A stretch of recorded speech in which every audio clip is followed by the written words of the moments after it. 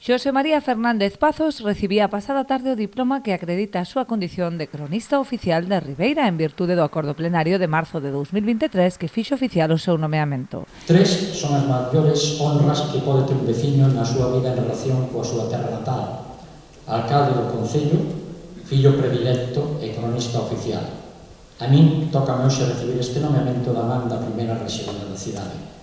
Asumo pois o cargo de cronista oficial de Ribeira con humildade e con firme compromiso de poñer o meu oficio ao servicio da memoria desta cidade e da súa xente.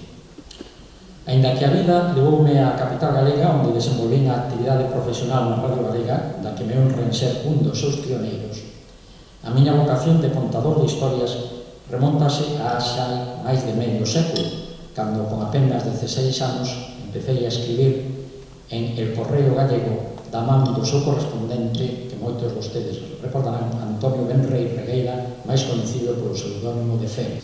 Ribeira estivo presente sempre durante os 40 anos da miña actividade profesional na radio e na televisión pública, e non me esqueci nunca as miñas orixes. Fernández Pazos recibía esta distinción nun solemne acto celebrado a pasada tarde no Auditorio Municipal para conmemorar o 120 aniversario do título de cidade de Ribeira, outorgado en 1906 por Alfonso XIII. Se Ribeira é o corazón, nós somos a sangue que bombea con cada lacexo. Latexos vencellados ao mar, ao espírito emprendedor, para converternos en cabeza de comarca e un dos principais portos de baixura de toda Europa. Porque recordemos que este título foi concedido gracias ao desenrolo industrial e comercial, algo que hoxe en Ribeira seguimos pregoando con gran excelencia.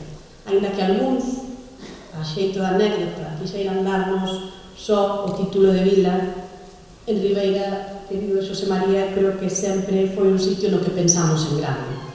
Tras os discursos, os numerosos asistentes ao acto desplazáronse ata o exterior do auditorio, onde se descubriu unha placa conmemorativa no monolito inaugurado en xullo de 2006, que se volveu instalar na Praza do Centenario tras a súa retirada temporal por mor das obras.